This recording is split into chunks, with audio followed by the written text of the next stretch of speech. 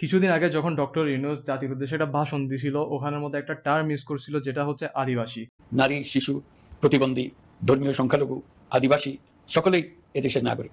ঢাকা শাহবাগের মধ্যে সাধারণ বাঙালিরা প্রটেস্ট করছিল, তাদেরকে কেন আদিবাসী বলা হয়েছে। অন দ্য আদার হ্যান্ড যারা পাহাড়ি আছে তারা নিজেদেরকে ক্ষুদ্র নৃগোষ্ঠী বলতে চায় না।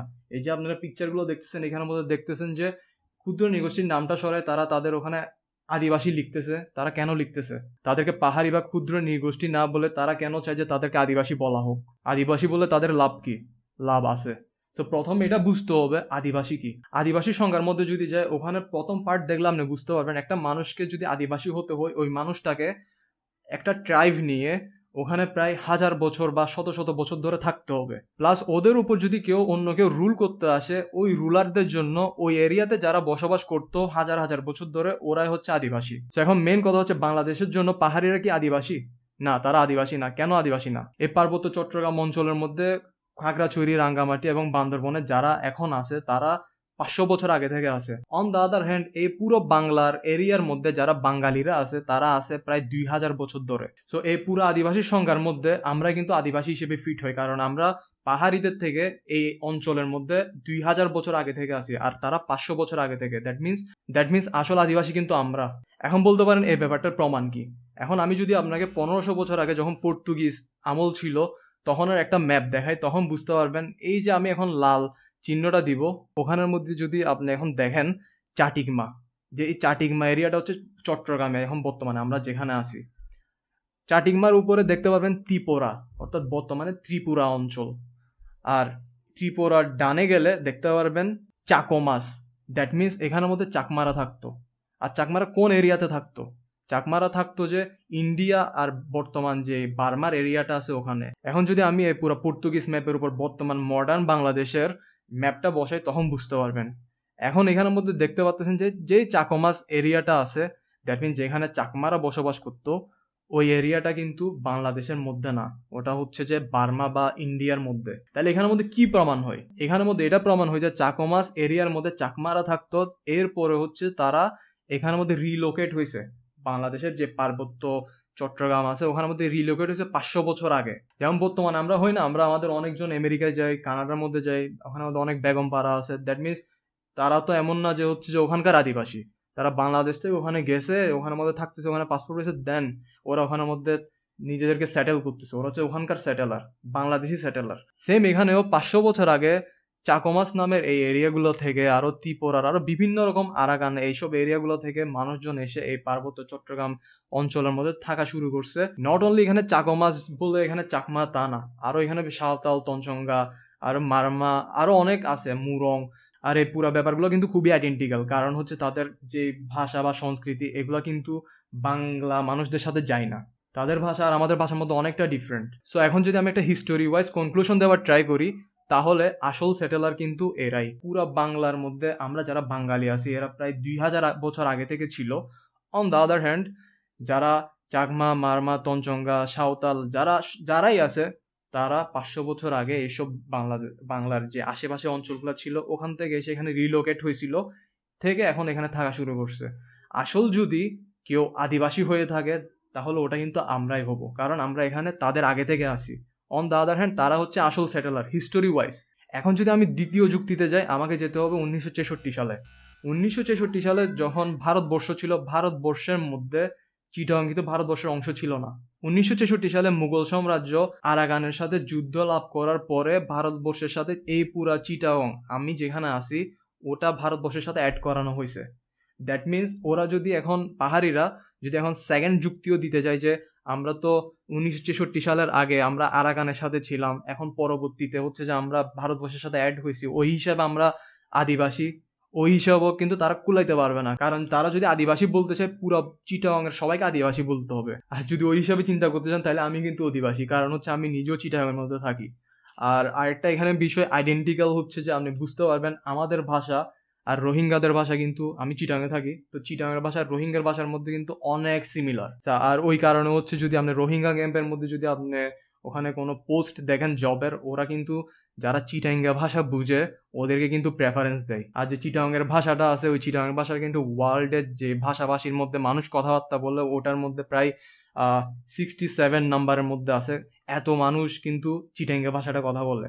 দ্যাট মিনস যারা রোহিঙ্গা তারা যে ভাষাটা কথা বলে ওটাও কিন্তু চিটাঙ্গা ভাষা হিসেবে কাউন্ট করা হয়। সো এখানে মোট দুইটা যুক্তি আছে, যে দুইটা যুক্তির মাধ্যমে তারা নিজেদেরকে আদিবাসী বলতে পারতো, বাট আলটিমেটলি তারা আদিবাসী না। এবার আমি যদি আদিবাসীর সংখ্যার সেকেন্ড পার্টের যাই, সেকেন্ড পার্টে যদি দেখি তাহলে আমাদের মনে হবে তারা কিন্তু আদিবাসী, কারণ তাদের আলাদা ভাষা আছে, আলাদা হচ্ছে যে মূল্যবোধ আছে, সংস্কৃতি আছে। বাট যে মেইন ব্যাপারটা, ওই মেইন ব্যাপারটার জন্য তাদেরকে আমরা আদিবাসী টার্মের মধ্যে ফেলাইতে পারবো না। সো এখানে মেইন কথা হচ্ছে এই যে দুইটা যুক্তি, এই দুইটা যুক্তির একটার মধ্যেও কিন্তু এরা আদিবাসী না। তাহলে মেইন সমস্যাটা কোথায়?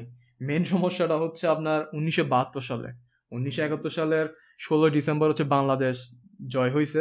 এরপর হচ্ছে 1972 সালে এসে জাতিসংঘের একটা ট্রিটি আছে যেটার নাম হচ্ছে indigenous and tribal population conviction, যেটার মধ্যে বলা হয়েছে তোমাদের দেশের মধ্যে যদি কোনো আদিবাসী থেকে থাকে তাহলে ওদেরকে তোমরা এই এই সুযোগগুলা দিবা। বাংলাদেশ কি করছে? বাংলাদেশ তখন হচ্ছে মাত্রই স্বাধীনতা লাভ করছে, এর পরের বছরে গিয়ে জাতিসংঘের এই ট্রিটির মধ্যে সাইন করে ফেলছে কোনো কিছু চিন্তা ভাবনা না করে।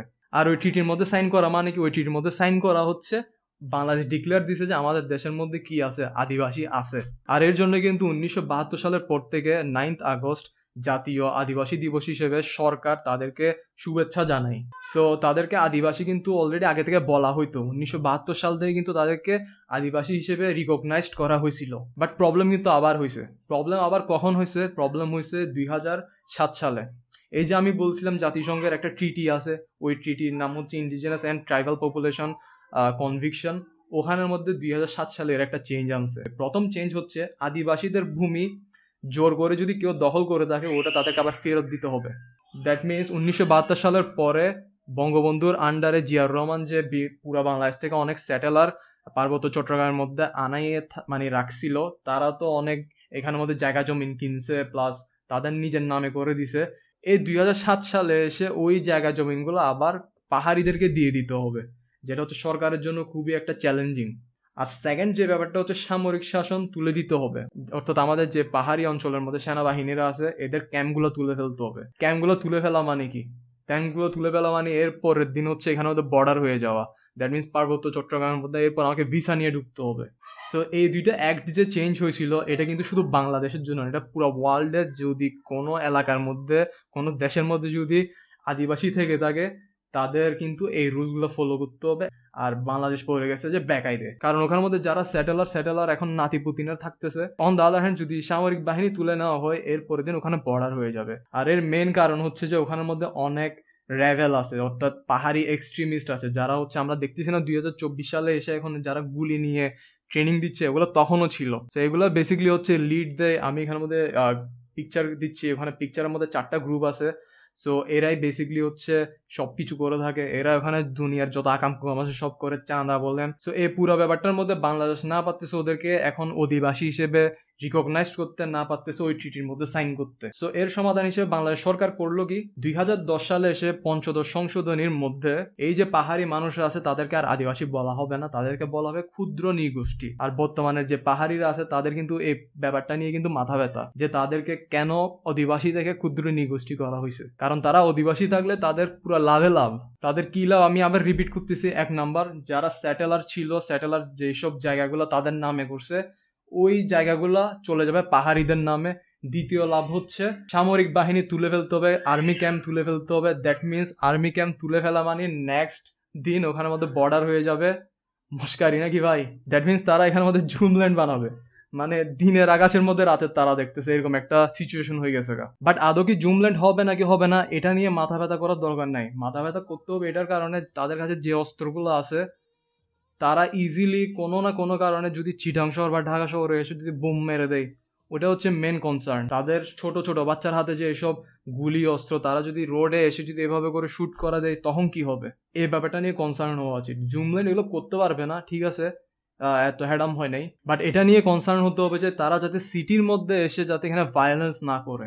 এখানে আমি একটা বিষয় রিকল করতে চাইবো, তারা যে নিজেদেরকে আদিবাসীর ক্যাটাগরিতে আনে, যে সুযোগ সুবিধাগুলো নিতে চাচ্ছে, এটা যেমন অযৌক্তিক, কারণ তারা অবভিয়াসলি আদিবাসী না, তেমন তাদের কিন্তু যৌক্তিক দাবিও আছে। যৌক্তিক দাবি হচ্ছে 1997 সালে যখন শেখ হাসিনার সাথে বা বাংলাদেশ সরকারের সাথে যখন পাহাড়িদের একটা শান্তি চুক্তি হয়েছিল তখন 7টা দাবি ছিল। সরকার কিন্তু এখনো পর্যন্ত ওই 7টা যে চুক্তি হয়েছিল ওগুলা কিন্তু পূরণ করতে অ্যাক্টিভলি কোনো কাজ করতেছে না এখনো।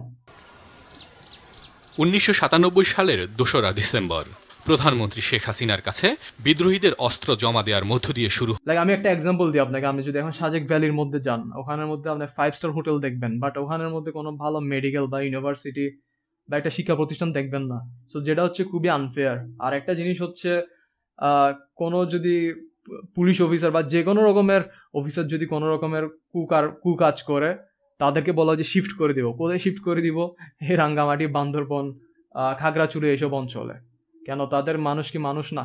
ঠিক আছে, ওইসব পার্বত্য অঞ্চলের মধ্যে আকাম কুকাম করে অফিসার যাওয়া মানে হচ্ছে ওই এলাকার মধ্যেও আকাম কুকাম হওয়া, ওই এলাকার উন্নয়ন না হওয়া। সো এই 7টা চুক্তির মধ্যে এটাও কিন্তু একটা চুক্তি ছিল, এই চুক্তিটা আমি এখানের মধ্যে লিখে দিব। সো এনিওয়ে, আমার লাস্ট কথা হচ্ছে যে এরা মেন কথা হচ্ছে এরা আদিবাসী না। আদিবাসীর আন্ডারে তারা যে সুযোগগুলো নিতে যাচ্ছে এগুলো কিন্তু অযৌক্তিক, বা তাদের যৌক্তিক দাবি আছে যেগুলো হচ্ছে 1997 সালে করা হয়েছিল, এগুলো কিন্তু পূরণ হচ্ছে না। ওটাই। আর একটা ব্যাপার হচ্ছে এখানে সবাই কিন্তু আহ জুমল্যান্ড চায় না। জুমল্যান্ড চায় হচ্ছে পাহাড়ি এক্সট্রিমিস্ট যারা আছে তারা। ওখানের মধ্যে অনেক রকমের রেবেল আছে, অর্থাৎ আমি এখানের মধ্যে ওদের 4টা গ্রুপ আছে, ওই 4টা গ্রুপ লিখে দিব। ওরাই কিন্তু বেসিক্যালি হচ্ছে চাই যে পুরো পার্বত্য অঞ্চলটাকে মানে জুমল্যান্ড বানানোর জন্য। বাট এমন আরো অনেক পাহাড়ি আছে যারা আমাদের সাথে স্কুল কলেজের মধ্যে পড়ালেখা করে, তাই না? সো ওরা কিন্তু আমাদের সাথে আবার মিশতে চায়।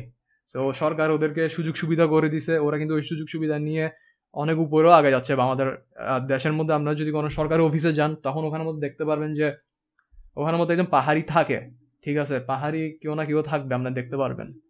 আমি যতবার হচ্ছে সরকারি কোনো অফিসের মধ্যে গেছি ওখানে মধ্যে পাহাড়ি দেখছি।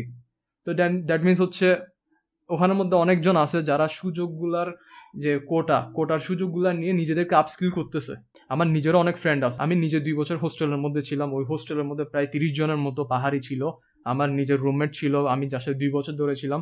সো এমন না যে হচ্ছে যে, সো মেইন ব্যাপারটা হচ্ছে সবাই কিন্তু জুমল্যান্ড চায় না। এগুলো নিয়ে মাথা ফাটাফাটি করলে হবে না। জুমল্যান্ড কারা চায় এদেরকে আইডেন্টিফাই করতে হবে, যাতে আমরা পাহাড়ি দেখলে স্টেরিওটাইপ সিচুয়েশনের মধ্যে ফেলে না দিই। এটা আর কি মেইন কথা।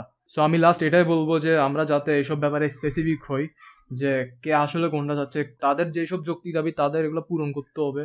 এটার জন্য আমাকে কিন্তু ওদের সাপোর্ট করতে হবে। এট দ্য সেম টাইম হচ্ছে তারা যে জুমল্যান্ড করতে চায়, এইসব নিজেদেরকে আদিবাসী বলে তাদের জুমল্যান্ড একটা বানানোর যে পরিকল্পনা ওগুলো করতে চায়, ওগুলাকে আমরা সাপোর্ট দিব না। ঠিক আছে, দ্যাটস ইট।